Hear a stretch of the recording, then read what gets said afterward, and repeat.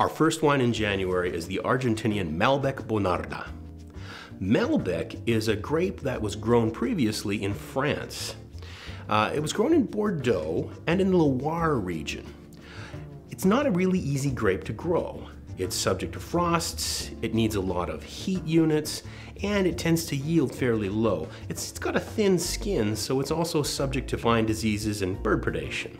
It's still grown in parts of France, particularly in the Cahors region, where it's known as the black wine of Cahors. Where it really thrives, however, is Argentina. The hot, dry climate ensures that they can ripen the fruit perfectly. It's got a lovely juicy fruitiness to it, it's got hints of damson plum, and a finish that flirts with notes of tobacco. The second grape in this blend is Bonarda. Bonarda is a grape variety that very few will have heard of. It's grown in California under the name Charbonno. The grapes themselves have a beautiful deep color and a hint of figs, raisins, cherries, and plums. It's very lovely and rounded with fruit.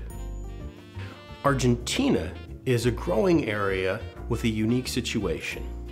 If we look on this map here, you can see that Argentina is separated from the Pacific Ocean by the Andes Mountains.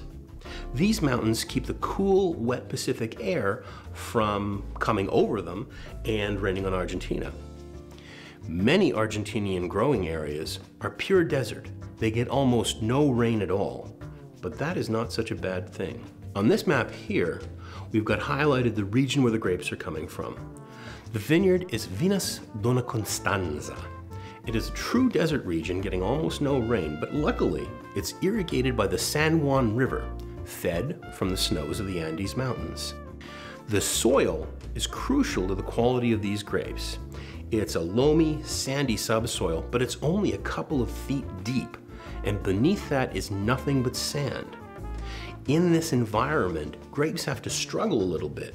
This reduces the yields and makes sure you get an intense, flavorful harvest of grapes.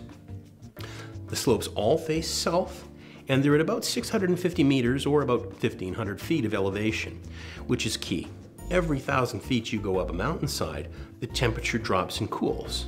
In this way, you get a lot of sunshine units, but the grapes don't cook or bake in the heat and retain their acidity and freshness.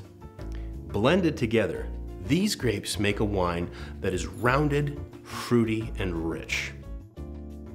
It has plums, cherry, blackberry, black currant, spiciness, notes of mulberry, some raisiny character, chocolate, and a toasty oak finish that integrates very well.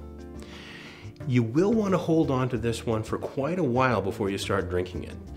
You can taste it at 3 months, but after about 9, it'll start to come around and knit those flavors together well. It'll mature over the next 2 to 3 years, getting better and better with every bottle, and it'll probably hold just about as long in a good cellar. It's a good food wine. The tannins and fruitiness help it stand up against grilled red meat, barbecue, or even hamburgers. This year we've got a special recipe to go with it. This year's limited edition recipe for the January Red is our best lamb sandwich. It's juicy, slow-roasted lamb with garlic mayonnaise, sweet pickled red onion, and basil pesto. The tannin is perfect with the medium rare lamb.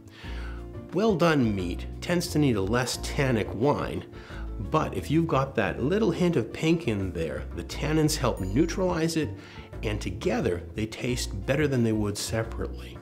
Also, the fruitiness picks up the notes of herbs and the depth of flavor of the pickled onion, setting it off just beautifully.